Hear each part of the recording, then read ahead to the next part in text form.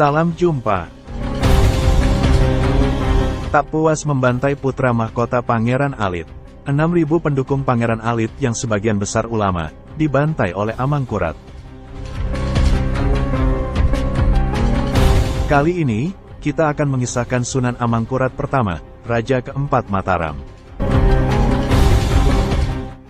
Ratu Wetan berhasil membuat Sultan Agung yang dalam keadaan sakit dan menjelang tutup usia, menuruti kemauannya untuk mengangkat putranya, yakni Raden Sayyidin untuk menjadi raja.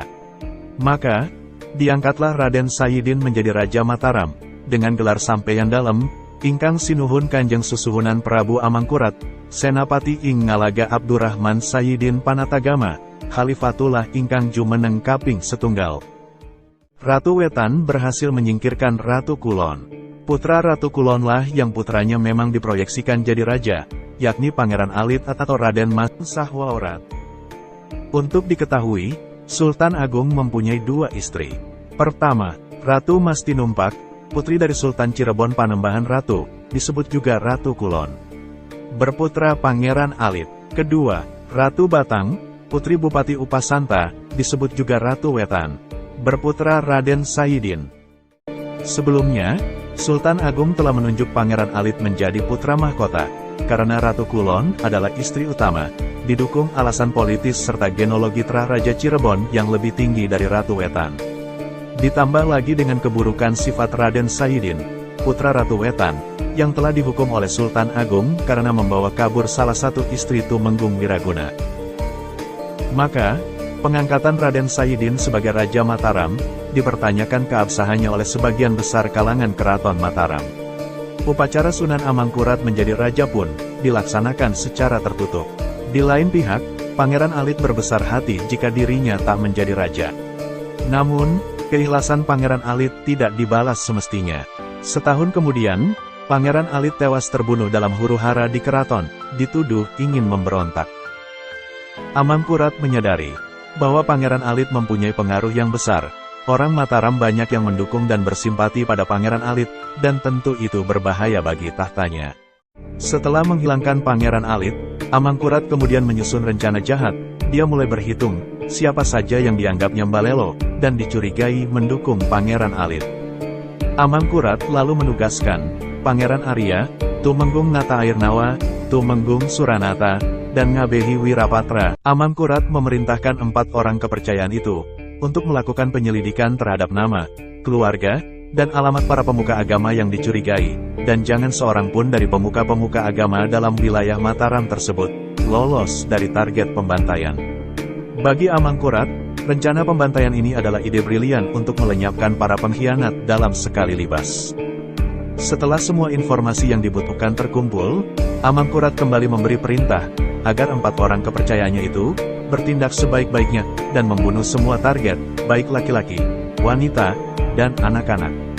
Sesudah persiapan dirasa cukup, pasukan penjemput nyawa pun berangkat ke kediaman para calon korban.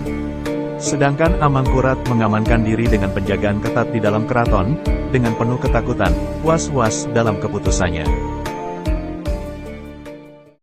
Hari kematian tiba, semua ulama dan pendukung Pangeran Alit sudah dikumpulkan di alun-alun Pleret. Langit gelap, para prajurit Mataram Amangkurat bersiap menjadi manusia-manusia pencabut nyawa. Setelah terdengar bunyi tembakan meriam,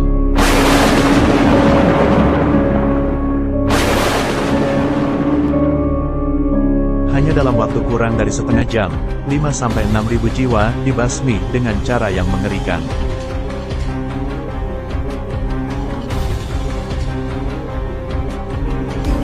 Sehari setelah peristiwa pembantaian, Amangkurat tampil di muka umum dengan drama wajah marah dan pura-pura terkejut. Tidak satu patah kata pun terucap dari mulutnya. Semua orang yang hadir pun diam dan suasana mencekam. Setelah hampir 1 jam diam, Amangkurat lantas mengucap beberapa kalimat yang menuduh para ulama yang bersalah sehingga pantas mendapat balasan setimpal. Kemudian ia memerintahkan 8 pembesar keraton yang dicurigai untuk diseret ke hadapannya. Mereka dipaksa mengaku telah merencanakan kudeta, tak ada yang bisa mereka lakukan selain mengaku. 8 pembesar itu, beserta seluruh keluarganya dibunuh. Amangkurat kemudian masuk kembali ke dalam keratonnya dengan penuh amarah. meninggalkan semua pembesar yang sudah pada tua, yang diangkat sejak pemerintahan ayahnya.